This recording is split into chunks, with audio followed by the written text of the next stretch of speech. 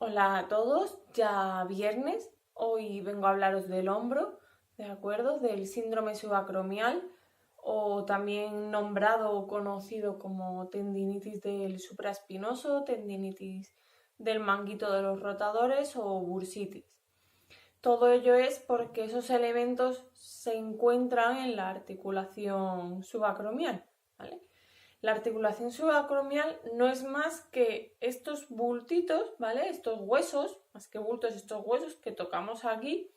Es el acromion, pues lo que hay bajo ella, sin entrar en mucho detalle anatómico, sería esta articulación y es la que se ve afectada en este síndrome, que además es la dolencia más frecuente en el hombro, ¿vale?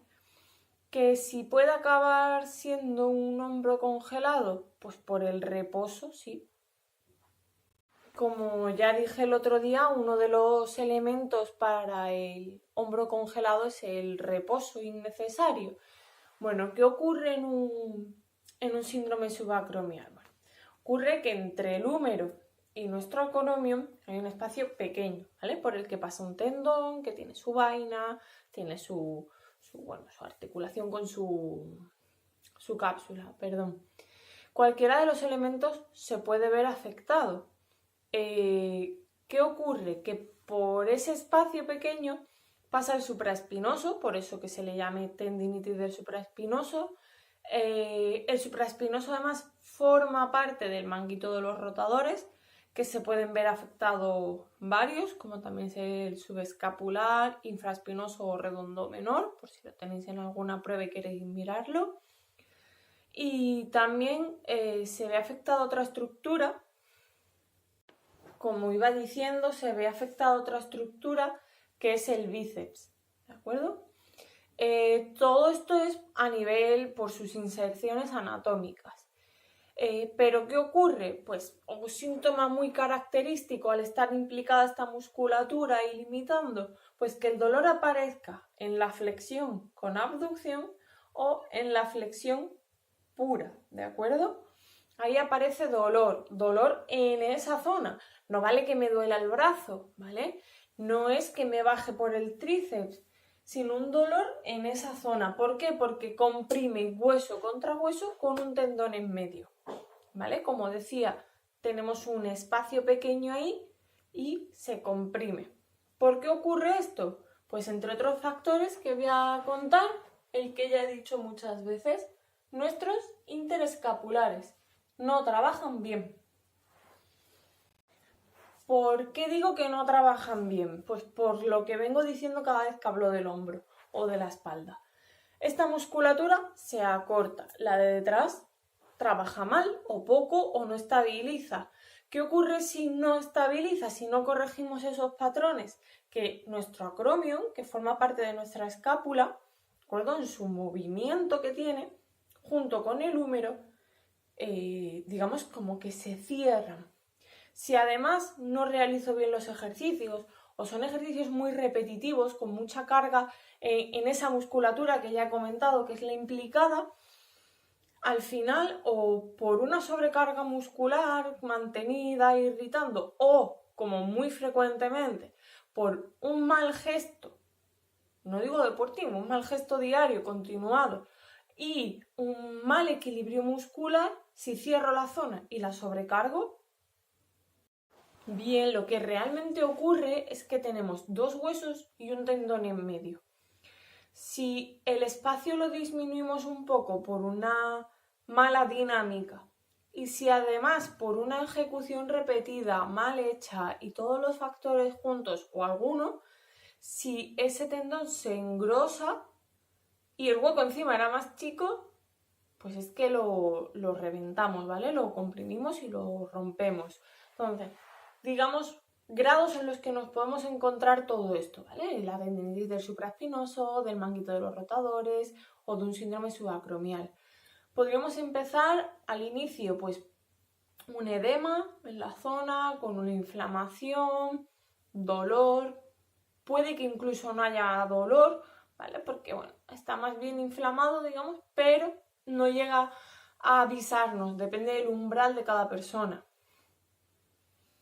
Pero ¿y qué ocurre si esto se mantiene en el tiempo? Pues que ese tendón, que ya lo voy a decir, que no me gusta, no a mí, sino a la ciencia, y cada vez está más en desuso el término tendinitis, son tendinopatías, porque el tendón no es que se inflame, o no siempre se puede ver con signos de inflamación, sino que le ocurre algo, ¿vale? Una tendinopatía, tiene una patología ese tendón.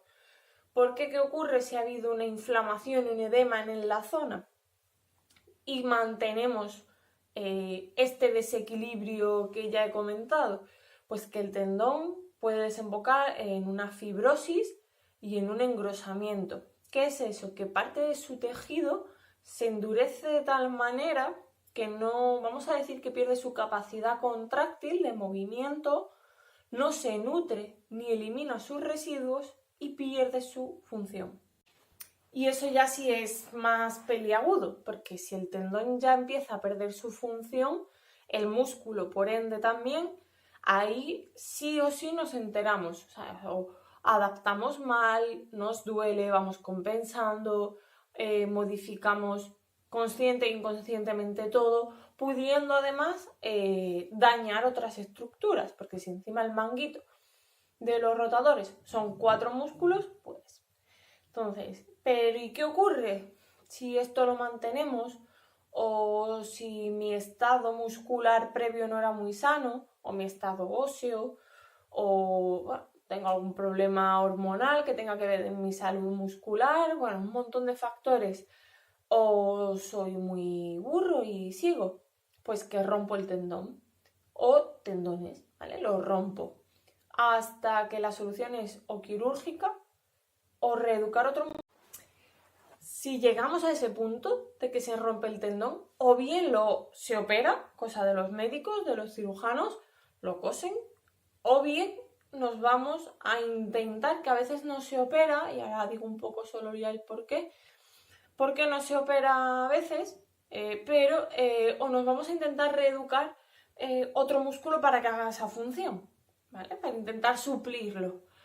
Eso conlleva a aprender una función a nivel muscular nueva y además aprender aquellos ejercicios que en la primera o segunda fase que decía, pues tanto de inflamación y edema como de engrosamiento y fibrosis, te habrían venido bien para eliminar la patología. ¿Y por qué no siempre se opera? Pues porque es una operación que después sí que conlleva un reposo, que al final acabamos a veces con un hombro congelado, ¿vale? Por eso es tan importante trabajar la zona escapular, trabajar el patrón que abra nuestra musculatura anterior, que la obliga a abrirse, a estirarse, ir corrigiendo, ir normalizando, no estar aquí, ir cuadrando unas buenas posturas, una buena movilización lumbar, una buena disociación pélvica, todo lo que va a ir estabilizando para que lleguemos lo más sano posible, ¿vale? Y avance el tiempo y el paso de los años. Porque lo degenerativo, bueno, hay diferentes cosas y llegará, ¿vale? Diferentes causas y llegará o no. Pero vamos a evitar todas las lesiones de este tipo que podamos, ¿vale? Que si las tenemos, que puede pasar, por supuesto, que las pillemos a tiempo, que para hacer un ejercicio después de una operación, intentar hacerlo antes y no operarnos. Y que nada más, que vamos a coger conciencia corporal, vamos a aprovechar la cuarentena, ya que estamos en ella, a cuidarnos un poco, que aunque nos comamos el bizcocho, ahora lo hacemos, no lo compramos, pues ahora hacemos ejercicio también, ¿vale? Pero no por hacer, sino ahora que, pues oye, hay tiempo, pues hacerlo con conciencia y sabiendo un por qué se hace y por qué no vale cualquier ejercicio, ¿de acuerdo? Esta semana quería tratar varias patologías para explicar un poco el enfoque de todo lo que hago, que también además son parte de mi profesión. Y nada más, que disfrutéis el fin de semana. Nos vemos la semana que viene y mucho ánimo.